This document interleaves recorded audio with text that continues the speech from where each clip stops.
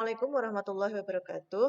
Alhamdulillah kita bertemu dalam pembelajaran jarak jauh di semester 1 karena seperti yang kita ketahui kondisi saat ini belum memungkinkan kita untuk melakukan pertemuan secara tatap muka secara langsung, maka selama semester 1 untuk program di SMA Al Islam 1 Surakarta adalah pembelajaran secara daring.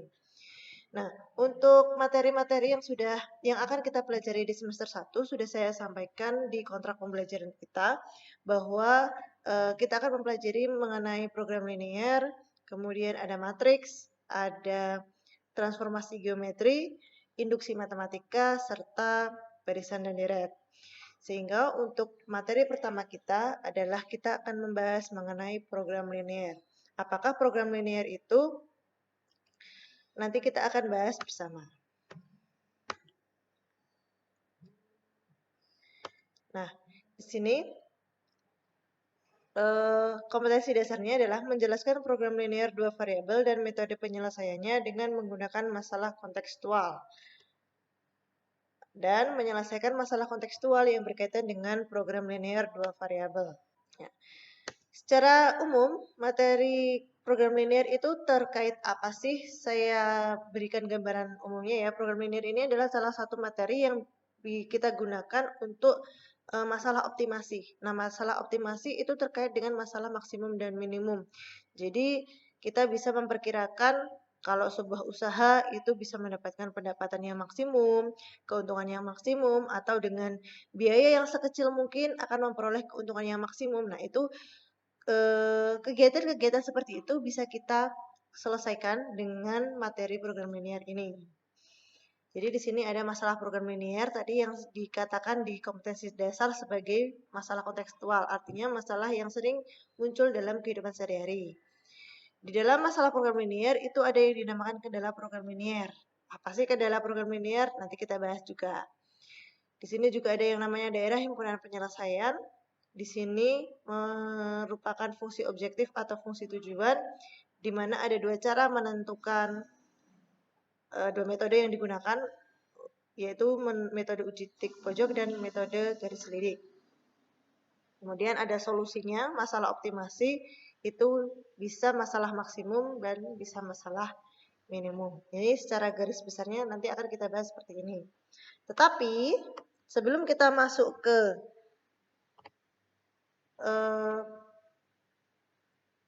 program linear secara utuhnya, saya akan membahas dulu mengulangi materi. Ini waktu SMP insya Allah sudah pernah diberikan, kelas 10 juga sudah ada. Apa sih yang dimaksud dengan pertidaksamaan linear dua variabel atau yang disingkat dengan PTLDV dan sistem pertidaksamaan linear dua variabel atau SPTLDV. Nah, pertidaksamaan linear dua variabel adalah suatu kalimat terbuka yang dihubungkan dengan tanda ketidaksamaan dengan dua variabel yang berbeda serta berpangkat 1. Ini ya, bentuk umumnya seperti ini. AX plus BY C. Nah, di sini ada saya beri simbol R. Pertidaksamaan linear dua variabel adalah suatu kalimat terbuka yang dihubungkan dengan tanda ketidaksamaan. Lah, R di sini adalah tanda ketidaksamaan. Kalau tanda kesamaan berarti di sini posisinya adalah sama dengan, sehingga nanti jadinya persamaan. Kalau pertidaksamaan maka tandanya berubah jadi tanda ketidaksamaan dengan dua variabel X dan Y serta berpangkat 1. Tidak mungkin ada kuadrat pangkat 3 dan seterusnya. Nah, R di sini kemungkinannya apa saja? Ada lebih kecil atau kurang dari, lebih besar atau lebih dari, lebih kecil sama dengan, dan lebih besar sama dengan. Inilah tanda-tanda ketidaksamaan itu. Kalau sama dengan nantinya namanya persamaan, tapi kalau ketaksamaan atau ketidaksamaan nanti jadinya pertidaksamaan. Jadi contoh pertidaksamaan linear dua variabel itu seperti ini. Nah, 3X plus Y kurang dari sama dengan 9. Cirinya tadi apa? Dua variabel yang berbeda, X dan Y, dan ada tanda ketidaksamaan. Di sini yang dipakai adalah kurang dari sama dengan. Ada juga yang seperti ini, X min 5Y lebih dari sama dengan 12. X plus Y kurang dari 8. min X, min 8Y lebih dari 10, dan seterusnya. Kalian bisa membuat contoh pertidaksamaan linear dua variabel sendiri. Nah, sekarang kita masuk ke daerah penyelesaian atau daerah himpunan penyelesaian. Kalau ini kita bahas tentang pertidaksamaan linear dua variabel, maka hanya ada satu pertidaksamaan yang akan kita gambar daerah penyelesaiannya. Langkah-langkahnya, yang pertama, menentukan garis batas dengan mengubah bentuk pertidaksamaan menjadi bentuk persamaan linear dua variabel. Tadi kan soal awalnya tentang pertidaksamaan. Tandanya tanda ketidaksamaan. Nah, tanda ketidaksamaan itu diubah jadi tanda sama dengan sehingga berubah jadi bentuk persamaan. Langkah kedua, menentukan titik potong persamaan yang terbentuk tadi terhadap sumbu X dan sumbu Y. Kemudian, menggambar titik yang terbentuk itu dan dihubungkan di bidang koordinat sehingga diperoleh sebuah garis. Kemudian lakukan cek daerah. Setelah cek daerah, maka arsirlah daerah yang memenuhi sebagai DHP itu. Catatannya di sini, jika titik uji yang diambil itu bernilai benar, jadi kita pakai sistem titik uji ya. Titik uji yang diambil bernilai benar, yaitu memenuhi pertidaksamaan, maka daerah yang memuat titik tersebut merupakan daerah penyelesaiannya. Sebaliknya, jika titik uji yang diambil bernilai salah, yaitu tidak memenuhi pertidaksamaan, maka daerah yang memuat titik tersebut bukan merupakan daerah penyelesaiannya. Kalau bukan berarti kan tidak diarsir, berarti yang diarsir adalah daerah kebalikannya, daerah lawannya. Seperti itu. Untuk lebih jelasnya, kita pakai contoh saja ya. Kita pakai contoh.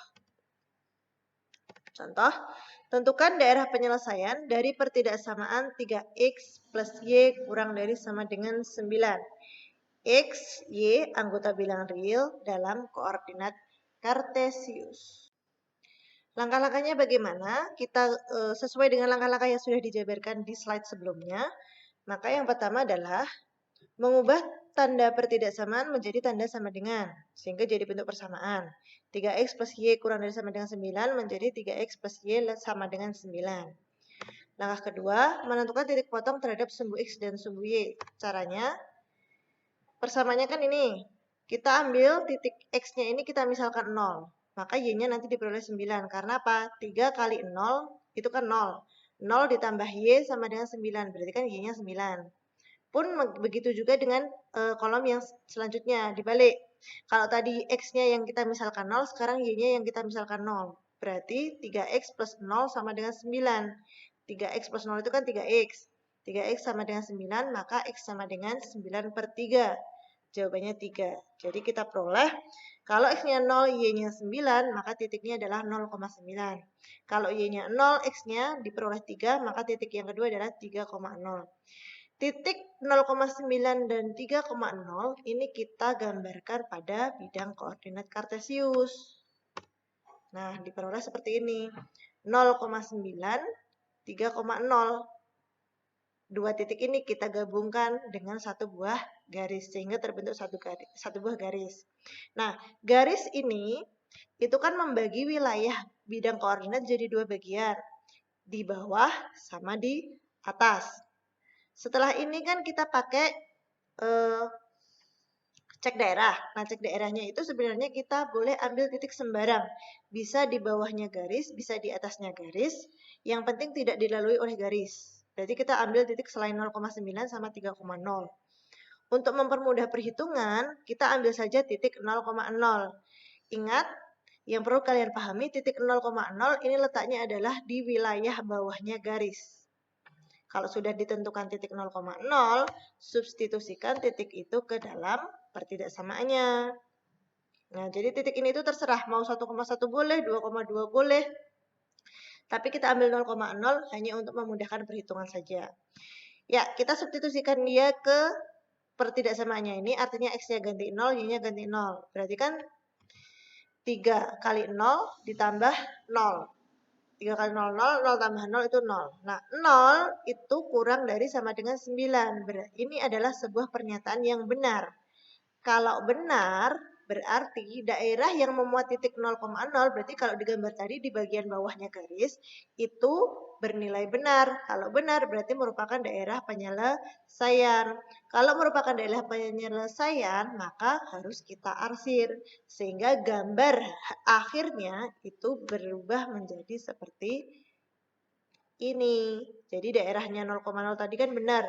Berarti semua wilayah yang ada di bawahnya garis yang mengandung yang memuat 0,0 ini merupakan daerah himpunan penyelesaiannya. Seperti itu. Oke. Semoga mudah dipahami ya. Sekarang kita lanjut ke yang kedua. Sistem pertidaksamaan linear dua variabel. Kalau tadi kita membahas tentang pertidaksamaan linear dua variabel, artinya hanya ada satu pertidaksamaan saja.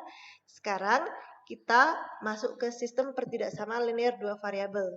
Yang namanya sistem itu berarti kumpulan beberapa pertidaksamaan linear dua variabel, tapi kumpulan-kumpulan itu harus saling terikat.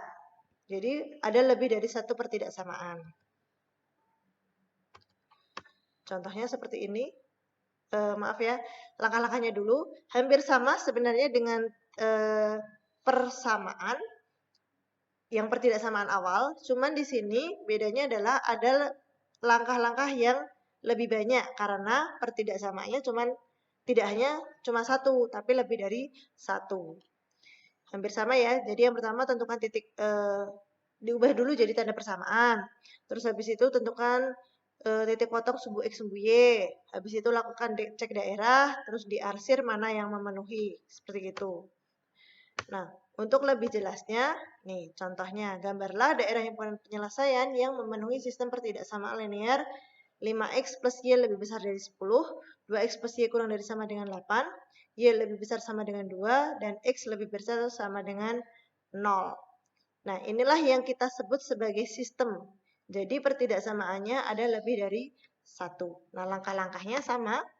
Yang pertama adalah mengubah bentuk pertidaksamaan tadi menjadi bentuk sama dengan. Jadi disama dengankan semua. Ini tadi lebih dari, ini tadi kurang dari, ini tadi lebih dari. Diubah jadi tanda sama dengan semua. Habis itu, yang kedua, tentukan titik potong masing-masing. Kayak tadi ya, 5X plus Y. Berarti kalau X-nya saya masukkan 0, dapat Y-nya berapa? 10.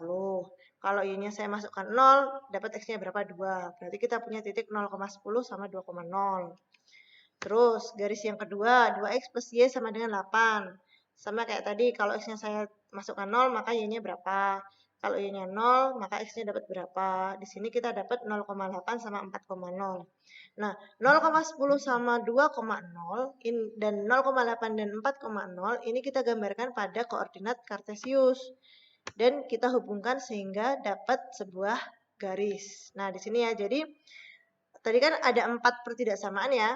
Berarti 4-4-nya itu digambarkan pada satu bidang koordinat yang sama. Jadi kita yang pertama tadi 0,10 sama 2,0 garis. Yang kedua 0,8 sama 4,0 di garis. Terus garis Y sama dengan 2. Garis Y sama dengan 2 itu adalah garis horizontal yang melalui angka 2 di sumbu Y. Sedangkan X sama dengan 0 itu adalah garis yang melalui titik 0 di sumbu X. Berarti garisnya bentuknya vertikal. Setelah itu, kita tinggal mencari daerah arsirannya di sebelah mana. Kita cek satu-satu. Pertama, kita ambil titik 0,0. Kenapa saya ambil 0,0? Karena boleh 0,0 kita ambil. Karena apa? Karena dia tidak dilalui oleh keempat garis ini. Jadi ini kita boleh masukkan ke sini. Misalnya titik 0,0 itu kita substitusikan ke persamaan yang pertama. 5X plus Y lebih besar sama dengan 0. X sama Y-nya kita ganti 0 semua.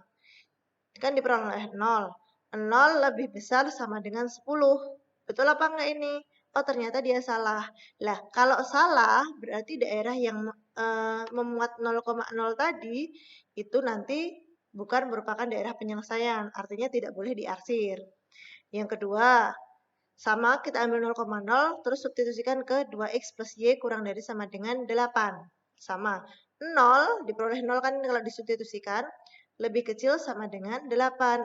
Ini pernyataan yang benar. Oh lah, kalau benar berarti daerah yang ada 0,0-nya terhadap garis yang kedua itu boleh diarsir karena benar.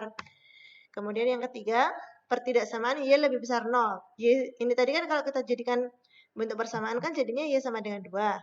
Dia kan garis lurus ya. Kalau lebih besar 0 berarti dia itu daerah yang memenuhi itu di atasnya angka 2. Berarti yang diarsir adalah di atasnya angka 2. Kemudian X sama dengan 0 tadi kan lebih besar. Dia kan garisnya vertikal. Kalau lebih besar berarti yang memenuhi adalah sebelah kanan. Sehingga kalau diarsir jadi 1, itu tumpukan arsirannya ada di mana? Ada di sini. Kenapa? Tadi kan garis pertama 0,10 sama 2,0 tadi, ini kan 0,0 di sini kan salah. Berarti kan tidak diarsir. Kalau tidak diarsir, berarti yang diarsir yang mana? Kalau di sini tidak diarsir, otomatis yang diarsir kan sebelah atasnya, kebalikannya. Kemudian garis yang kedua, 0,8 sama 4,0. Dia yang bagian bawah tadi 0,0-nya kan benar. Kalau benar berarti bagian bawah diarsir. Berarti garis yang pertama yang diarsir yang atas, garis yang kedua yang diarsir yang bawah. Berarti tumpukan arsirannya ketemunya di mana? Ya berarti kan ketemunya di sini.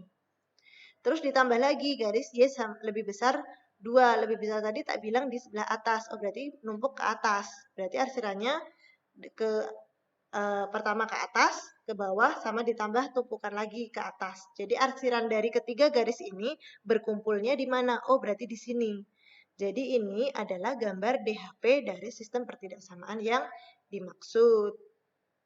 Nah, jadi gini ya, daerah yang saya arsir merah ini merupakan daerah arsiran, tumpukan arsiran dari beberapa pertidaksamaan tadi. Seperti itu.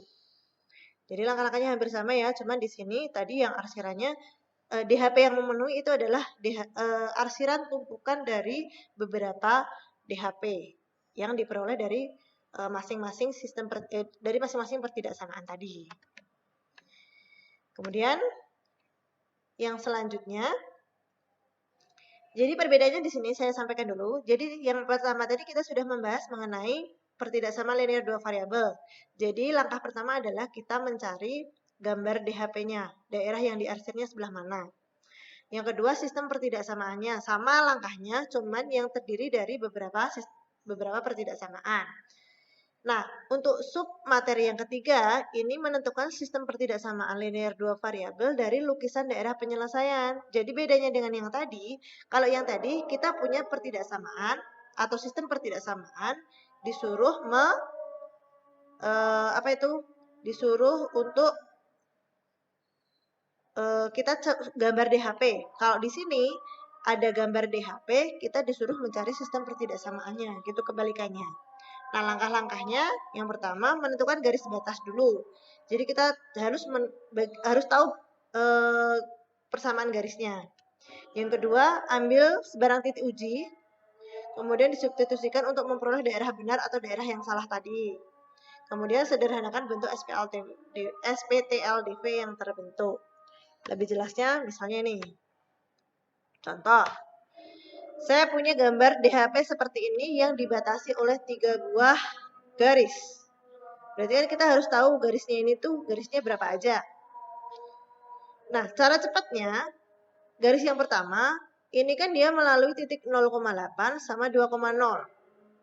Nah, cara cepatnya, angka yang ada di sumbu Y ini sebagai koefisiennya X, sedangkan angka yang ada di sumbu X itu sebagai koefisiennya Y.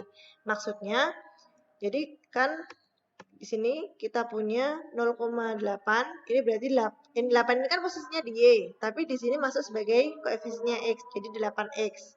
2,0, 2 ini kan punyanya X, tapi kalau masuk ke persamaan berubah jadi koefisiennya Y, jadi 8X plus 2Y.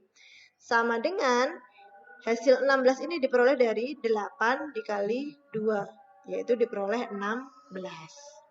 Sekarang tinggal kita tentukan tanda ketidaksamaannya, apakah lebih besar atau lebih kecil. Caranya, lihat daerah arsir terhadap garis yang pertama. Garis yang pertama tadi tak namanya garis K.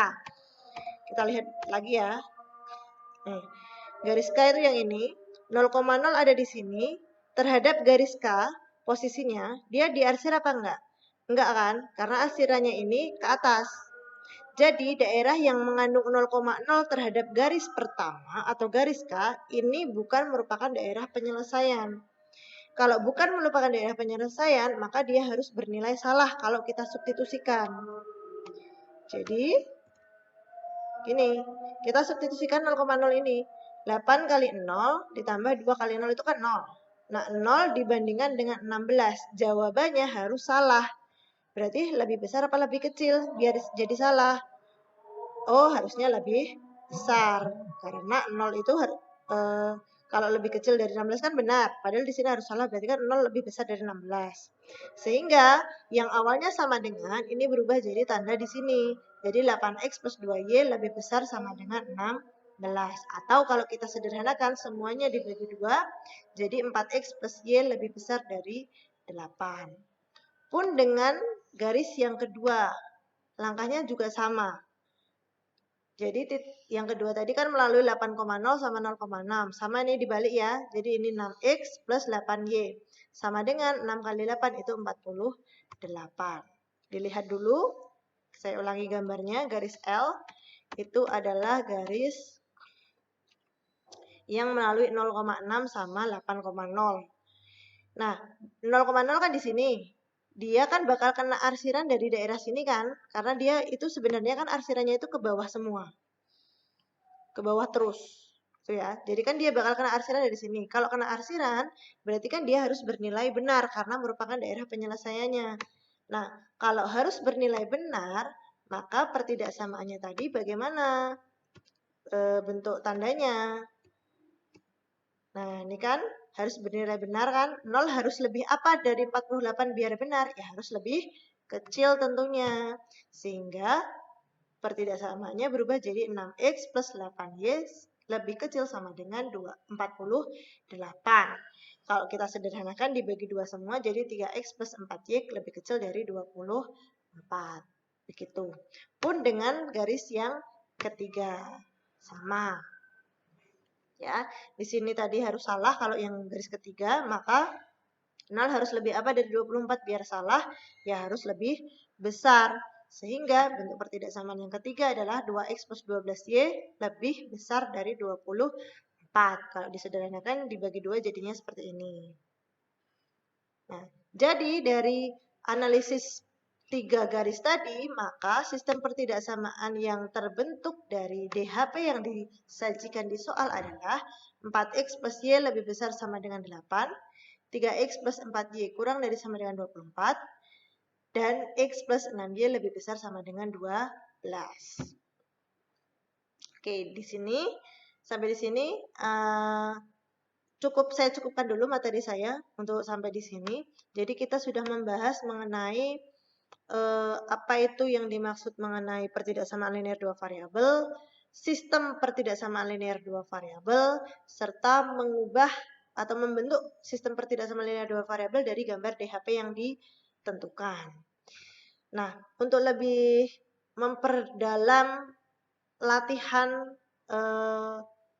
membiasakan kalian untuk berlatih soal, maka saya berikan latihan soal. Yang pertama, saya berikan 3 soal mengenai gambar, yaitu langkah-langkah menggambar daerah himpunan penyelesaian dari sistem pertidaksamaan yang diberikan seperti ini. Saya berikan 3 soal. Sedangkan yang menentukan sistem pertidaksamaan linear dua variabel dari gambar DHP yang diberikan, saya beri 2 soal. Ini dulu, silakan kalian tulis di buku kalian masing-masing. Dan 2 soal yang lain ini. Jadi total ada 5 soal. Untuk metode pembelajaran yang akan kita gunakan selanjutnya, insya Allah kita akan menggunakan Office 365. Sehingga karena akunnya belum didistribusikan kepada kalian, untuk tugas pertama ini, untuk latihan soal pertama ini, silakan kalian buat latihan soal sendiri terlebih dahulu di rumah. Nanti untuk pertemuan selanjutnya bisa kita bahas bersama, biar kalian lebih paham lagi. Gitu ya. Jadi, saya tidak memberikan penugasan terlebih dahulu untuk pertemuan pertama kita mengenai program linear terkhusus untuk sistem pertidaksamaan linear dua variabel. Oke, ya sampai di sini dulu pertemuan kita mengenai program linear. Ini masih awalan ya, anak-anak semua. Jadi siapkan pembelajaran kalian, kalian bisa baca dari berbagai sumber, internet ada, buku pun ada, nanti yang buku LKS akan didistribusikan, silahkan kalian pelajari dengan sebaik-baiknya. Kalau ada pertanyaan, nanti kalian bisa catat terlebih dahulu dan bisa kalian tanyakan di pertemuan selanjutnya. Seperti itu ya. Mungkin sampai di sini dulu. Nanti untuk pembelajaran kita selanjutnya, kita akan menerapkan sistem pertidaksamaan linear ini nanti dalam menentukan nilai optimum suatu fungsi objektif. Nah, itu apa sih? Tentang apa sih? Nah, itu akan kita pelajari di pertemuan selanjutnya. Kalian kalau penasaran banget, silakan kalian buka-buka bukunya. Nanti di pertemuan selanjutnya kalian sudah paham dan bisa mengerjakan atau bisa langsung tanya apa saja. Oke, Bu Uning akhiri sampai di sini dulu. Selamat siang. Tetap jaga kesehatan, tetap semangat, dan tetap rutin berolahraga. Selamat siang. Assalamualaikum warahmatullahi wabarakatuh.